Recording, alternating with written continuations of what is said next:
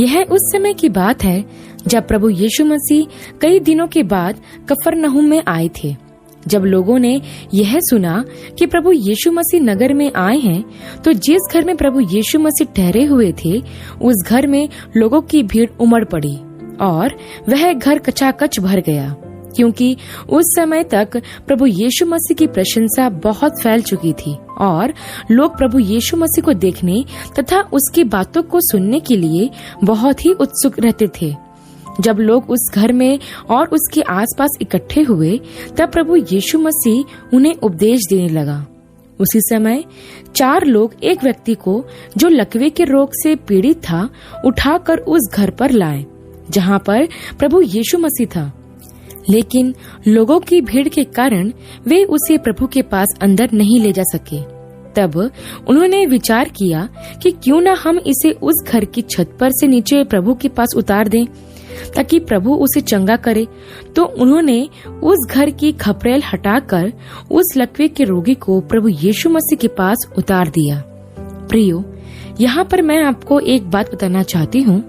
जिन 4 लोगों के बारे में इस घटना में बताया गया है, हमें उनका नाम नहीं पता, लेकिन जो काम उन्होंने किया वे बहुत ही सराहनीय था।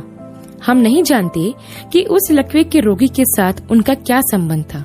हो सकता है प्रियो कि वह उसके रिश्तेदार हो, या हो सकता है कि वो उसके पड़ोसी हो। जो भी हो, हम वहाँ उनके विश्वास को देखते हैं। इन लोगों ने प्रभु यीशु मसीह के बारे में सुना होगा और जो आश्चर्य कर्म प्रभु ने किए, उन्हें उन लोगों ने देखा होगा। इसलिए वो लोग उस व्यक्ति को इस विश्वास के साथ प्रभु के पास लाए कि प्रभु इसे जरूर चंगा कर देगा। प्रियो, आज दुनिया में हम यह देखते हैं कि अगर परिवार में किसी व्यक्ति की ऐसी स्थिति आ जाती है जिसमें वह व्यक्ति अपने आप से कुछ न कर सके, तो परिवार के लोग ऐसे समय में उसकी सेवा करने के बजाय अपने हाथ खड़े कर लेते हैं, मतलब सेवा करने से इनकार कर देते हैं। मैंने ऐसे कई परिवारों में देखा है कि परिवार का बुजुर्ग बीमारी की अवस्था में अपने बिस्तर पर लेटा है, लेकिन उसे पानी तक पिलाने वाला कोई नहीं होता। कई परिवार तो ऐसे हैं जिनमें माता पिता यह सोचकर कि मेरे बच्चे बुढ़ापे में मेरा सहारा बनेंगे, उनकी अच्छी परवरिश करते हैं, लेकिन जब माँ बाप की सेवा करने का समय आता है तो वह अपने काम का बहाना बनाकर उनको उनके हाल पर ही छोड़ देते हैं। वे माता पिता जिन्होंने बड़ी उम्मीद से अपने बच्चों को पाला, उनकी हर जरूरतों को पूरा किया, वे बच्चे मुसीबत के समय उनका साथ नहीं देते। कई बार तो ऐसा होता है कि अगर किसी के एक से ज्यादा बच्चे हों, तो उनके वो बच्चे एक दूसरे का मुंह ताकते हैं कि मैं नहीं, छोटा कर लेगा, और छोटा सोचता है कि बड़ा भाई या बहन वो बड़े हैं वही करेंगे, और इस तरह से बस वे लोग अपनी जिम्मेदारियों को एक से दूसरे के कांधों पर सौंपते रहते हैं। मैं ऐसे लोगों को बताना चाहती हूँ कि वे इन 4 लोगों से सीखें कि उन्होंने कैसे उस लकवे के रोगी के बारे में चिंता की। हो सकता है ये लोग रोज उसे उस अवस्था में पड़े रहते हुए देखकर दया से भर जाते होंगे। इस व्यक्ति के ऊपर उनको तरस आता होगा, क्योंकि वह व्यक्ति अपने हाथ से एक गिलास पानी भी नहीं पी सकता था, क्योंकि उसका पूरा शरीर बेजान था, बस सांसें चल रही थी। इसलिए इन लोगों ने सोचा कि प्रभु ही इस व्यक्ति की इस पीड़ा से उसे छुटकारा दे सकते हैं। इसलिए वो उसे प्रभु के पास लेकर आए और जैसा उनसे बन पड़ सका, उन्होंने उस व्यक्ति की सहायता के लिए अपना पूरा प्रयास किया। तब आगे हम देखते हैं प्रियो कि जैसे ही उस व्यक्ति को उन 4 लोगों ने खाट समेत प्रभु के पास लटकाया, तो प्रभु यीशु मसीह ने उन 4 लोगों का विश्वास देखकर लकवे के रोगी से कहा, हे पुत्र, तेरे पाप क्षमा हुए। तब कई शास्त्री जो वहाँ पर खड़े थे आपस में विचार करके कहने लगे कि यह मनुष्य तो परमेश्वर की निंदा करता है, परमेश्वर को छोड़ और कौन पाप क्षमा कर सकता है। तब प्रभु यीशु मसीह ने अपनी आत्मा में यह जान लिया कि वे अपने मन में क्या क्या सोच रहे हैं। तो प्रभु यीशु मसीह उनसे कहते हैं कि तुम यह विचार क्यों करते हो कि यह व्यक्ति पाप क्षमा क्यों करता है। सहज क्या है कि लकवे के रोगी से यह कहना कि तेरे पाप क्षमा हुए, या यह कहना कि अपनी खाट उठा और चल फिर। परंतु जिससे तुम जान लो कि मनुष्य के पुत्र को पृथ्वी पर पाप क्षमा करने का भी अधिकार है।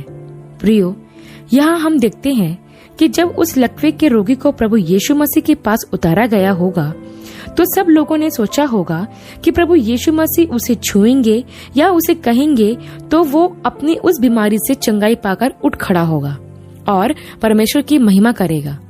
लेकिन इससे पहले प्रभु उसे चंगाई देते, प्रभु ने उससे यह कहा कि तेरे पाप क्षमा हुए। इसे सुनकर वहाँ के लोग आश्चर्यचकित हो गए और सबसे ज्यादा आश्चर्य अगर किसी को हुआ तो वे शास्त्री थे, क्योंकि वे लोग यह समझते थे कि पाप क्षमा करने का अधिकार सिर्फ परमेश्वर के ही पास है। परमेश्वर को छोड़ और कोई भी पाप क्षमा नहीं कर सकता। लेकिन प्रियो, यहाँ हमें यह समझना है कि उस व्यक्ति की जरूरत थी शारीरिक चंगाई, और ऐसा लोगों को लग रहा था, लेकिन प्रभु यह जानता था कि इससे पहले कि वह शारीरिक चंगाई पाए, उसे आत्मिक चंगाई की जरूरत सबसे पहले थी। प्रियो, प्रभु यीशु मसीह के इस दुनिया में आने का उद्देश्य सिर्फ शारीरिक चंगाई देना नहीं था। चंगाई का काम तो बाद का था।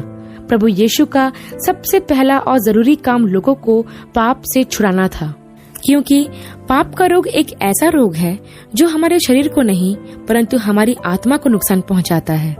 इसलिए इससे पहले कि मनुष्य शारीरिक चंगाई पाए, उसे आत्मिक चंगाई पाने की बहुत जरूरत है। यदि हम शरीर से ठीक हो भी जाएं और हमारे पाप क्षमा नहीं हुए तो यह किसी काम का नहीं।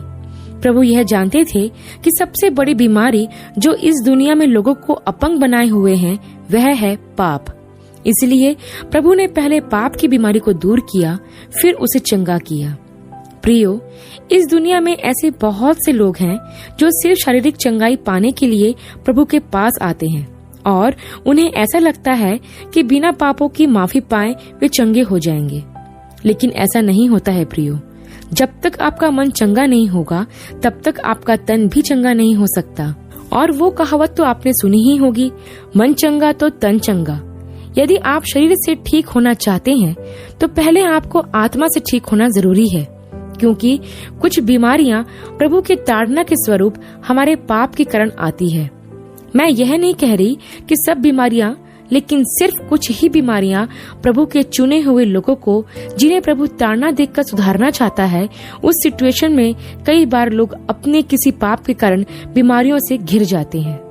इसलिए उन्हें ठीक होने के लिए पहले पापों की क्षमा पाना जरूरी है, फिर तब जाकर वह शारीरिक चंगाई को भी पा सकते हैं। एक बात हमेशा याद रखिए प्रियो, जो हमें इस घटना में सीखने को मिलती है कि प्रभु ने यह बताने का प्रयास किया कि इस दुनिया में पाप क्षमा करने का अधिकार प्रभु यीशु मसीह के पास ही है और उसको छोड़ कोई हमारे पाप क्षमा नहीं कर सकता है।